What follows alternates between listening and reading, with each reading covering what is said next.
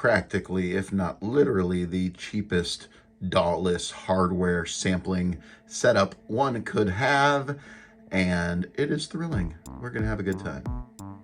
So the parameters for the weekend are cheap thrills. We're gonna do it cheap by doing probably the cheapest hardware sampler on the market. In my opinion, the best bang for the buck of any music device technology available on the planet right now. Teenage Engineering, this is the PO133. Functionally, it is identical to the Pocket Operator PO33. It's got different graphics on it, different sounds preloaded, but as far as how you actually use it, it is identical. One thing I do like to note is if you are doing a factory reset on this device, it takes a minute or two. On the PO33, it's practically instantaneous. Almost never matters, but I do like to use these things on stage. And if I want to do a very quick factory reset and just bust out a jam, it's important. So watch out for that. This is a cheap Elisa's keyboard. I bought this just on a whim because I wanted a variety of sounds to get into this thing. Doesn't get taken care of very well. I've got small kids. Stuff happens, but you know, it's right on that line between toy and tool, but you can have fun with it. Oh my goodness. For thrills, we're just gonna go with a little bit of chaos, some randomness from the universe, and see where it takes us. So we're gonna use some dice and or actual literal quantum randomness. Let's go. Okay, so on the Pocket Operator, I'm going to put entirely new samples on here. Look at this thing as a 4x4 grid. When your sequencer goes, you can see you got a 16-beat bar there. It's got 4-voice polyphony, you got melodic sounds and drum sounds. But anyway, on the melodic sounds, it defaults to either a natural minor or harmonic minor scale. So that's a natural minor, and then that's harmonic minor, right? Whatever note you happen to sample into here, say if I sample a D note, this will be the default pitch. So down here it's an octave down, but whatever note you sample into, it will be the natural or harmonic minor of that scale. So if you wanted to do the major scale, like right now, this is on A minor, but just you know, conveniently that's no sharps and flats, so A, B, C. If we wanted to do C major, C, D, E, F, G, A, B, C. There you go. So you sample a note in. The simplest, most intuitive for me workflow is just assume that that's in the minor, but it's easy to go to the relative major, pick your mode, yada yada. So we're going to randomly select our root note. We're going to say this is 1, 2, 3, 4, 5, 6, 7, 8, 9, 10, 11, 12. Let's see what our root note is. All right, 1, 2, 3, 4, 5, 6. So we are in D minor. You had an easy cycle through 3 different ones. So we're going to say 1 and 2 is 80, 3 and 4 is 120, and 5 and 6 is 140. There you go. Okay. Now I'm going to actually select my sounds. So I'm just going to be hitting a D note, sampling. I've got room for 8 melodic sounds and then 8 drum sounds. The device handles those a little bit differently. I don't want to get too into that here. But what I'm going to do, just in case some of these sounds suck, I don't want to really time myself if just something doesn't work. I'm going to generate more numbers than I need, but I will go down the list in order. And unless I just really hate something, I'm gonna sample what I get. And but I'm gonna do 6 single shots. And then in these melodic sounds, what I want to do is here we're in D minor by default, right? I'm going to sample a D minor chord in here, and then using the same sound, I'm going to sample a D major chord in here. What that is going to do is give me access to the major and minor chords that exist within the D minor scale. This is my handy dandy basic chord cheat sheet if you're just staying in diatonic, where your notes don't veer outside the key. You don't have to do that. You can spice it up, but I got to keep things simple, man. I'm not a great musician or a music theorist. F major is the same as D minor. Okay, the notes within that scale, we have F, G, A, B flat, C, D, and E. It's just a file I made with OpenOffice. Let me know if you would like a shareable copy. Yeah.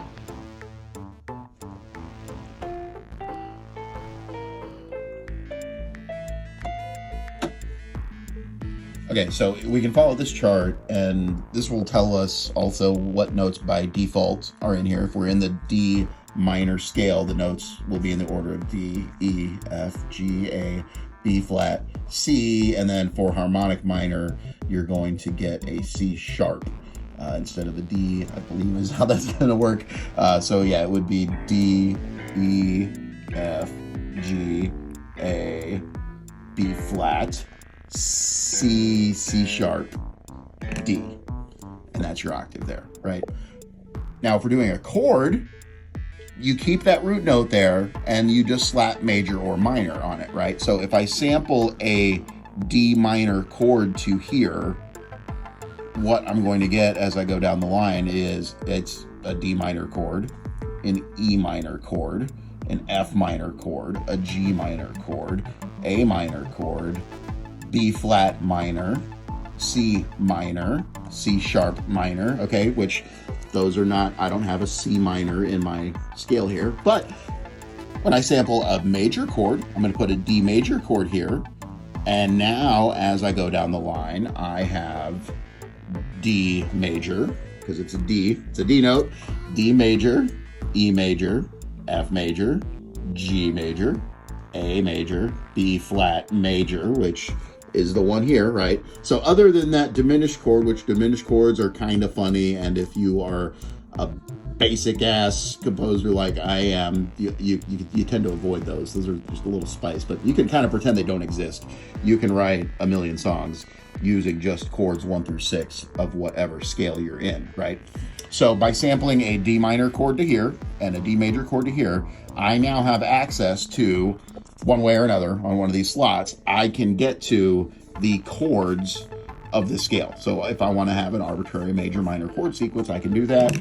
Man, if I want to do the diminished, I've either got to eat up a slot to get, yeah, I'm not going to mess with that. If you really want to, you can arpeggiate for those diminished measures. If you got them, I'm probably not touching that. So let's move on. So I need a list of random numbers. I'm going to select out my samples into the PO33. So I've got numbers between 0 and 299. I could come up with a way to roll the dice that many times, but I don't want to try to film that. So we are going to cheat with quantum randomness. Generating random numbers, going to get more than I need.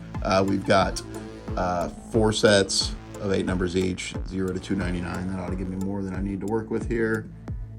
And there we go. These are our numbers. I will write these down. So I'm going to sample these in order. That's enough to get us started.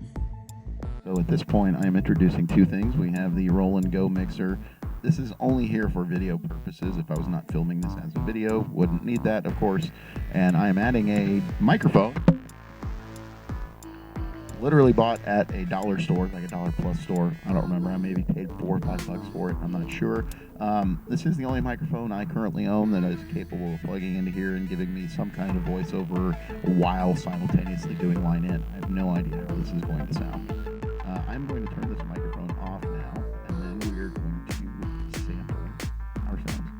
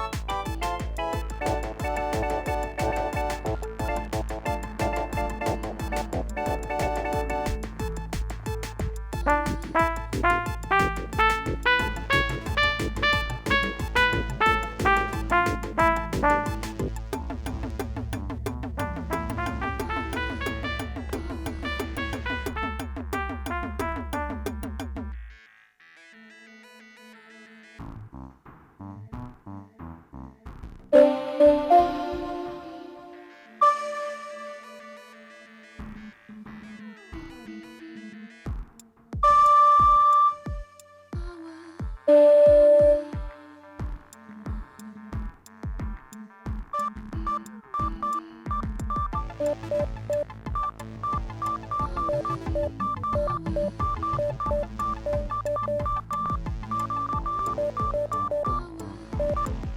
get some drum hits.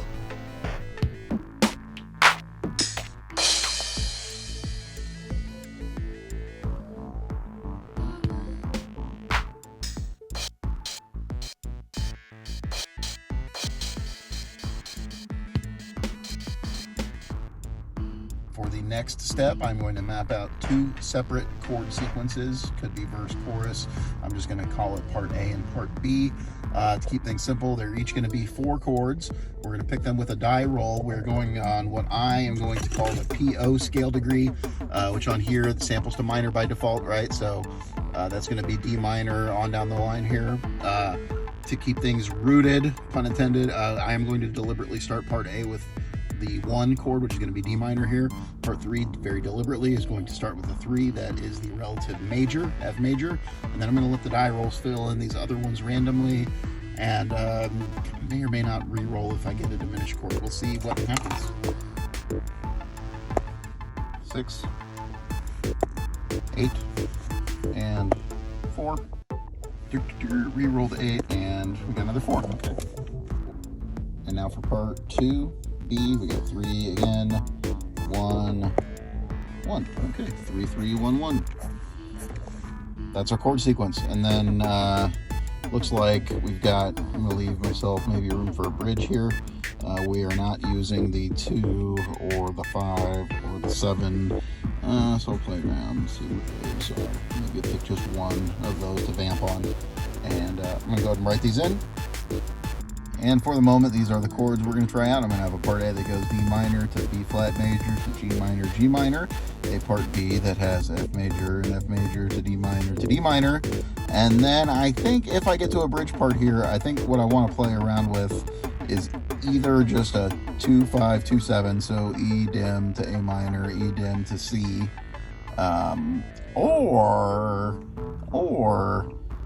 so yeah, we didn't do that. It's going to be E diminished, A minor, C, C. As of right now, I'm thinking part A goes here, 4 chords. Part B goes here, 4 chords. Part C can go here for 4 chords, and I could have 2 versions of part C. Of course, the PO33s, you can sequence really long pattern chains. It's either 64 or 128 or something like that. I don't think I've actually ran into the limit being a practical issue yet. I have on some of the other ones. Obviously, the first generation only having a limit of 16, that's very limiting sometimes.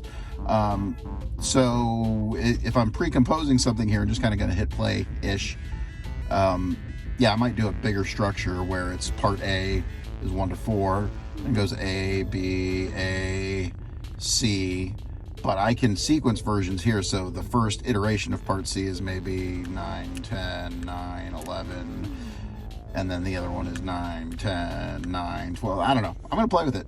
And of course, at a minimum, if I've got part A taking up 1 row, part B taking up 1 row, part C taking up another row, mid-jam I can arbitrarily, quickly just go pattern 1, 2, 3, 4 sequence to jump around from one sequence to another, and or I've got some room to improvise if I've got blank patterns here. In particular, if you've got more than one device going, obviously if there's a PO12 keeping a constant drum loop going, then maybe not such a big deal to switch over to a blank. A little bit different when you're on a single device. I've tried to do it before where you're live playing a part while it's playing, and then switch to a blank pattern, continue to live play, and then punch in while the pattern goes. It can work. Playing these things is it's something else, man.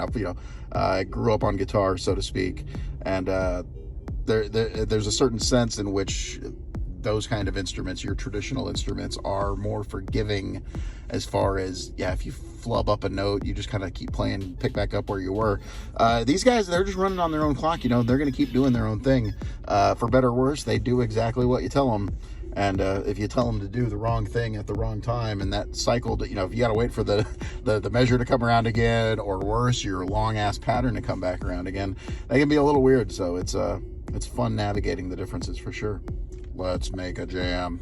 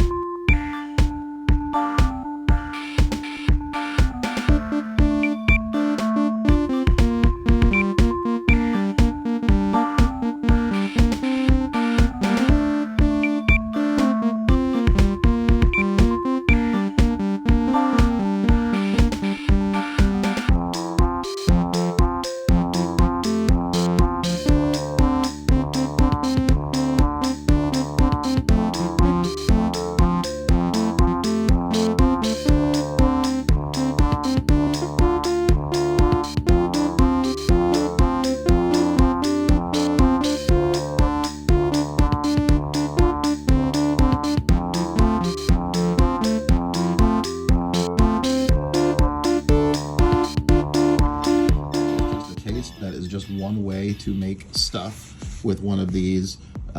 Seriously, for really anyone, I recommend this device. It's just awesome. I can't recommend these enough. I was fortunate enough to get this one on sale for $60 new. If I had the money, I would have bought 10 of them at that price. Seriously, just to have as backups or put them in different rooms in the house or whatever. I love these, but these are great as a foundation if you're not sure if hardware music is something that you want to do or not. It's not a huge investment, but it's also really easy to build on. If you have anything that makes sounds and or can synchronize with this, then you can gradually get into more and more stuff, which is kind of what happened to me. I got into hardware music kind of by accident. I was into guitar looping, wanted to try that out, develop that as a solo thing I did to build up big soundscapes, with just one person, and was looking for a small, cheap drum machine to add drum sounds. Discovered the PO12 and started, saw YouTube videos, learned about chord volcas and the Novation circuit, and I was off to the races, and haven't been doing very much guitar looping for a while, but I would like to bring that back. Anyway, thanks for coming along with me on that. Please let me know if you enjoyed this. It was more work than I thought putting it together, but I like doing this. I've got more ideas on just different little tips and tricks and processes that I've gone through that I think people will enjoy. So let me know. Thanks. You gotta hit that subscribe button, Give me a like.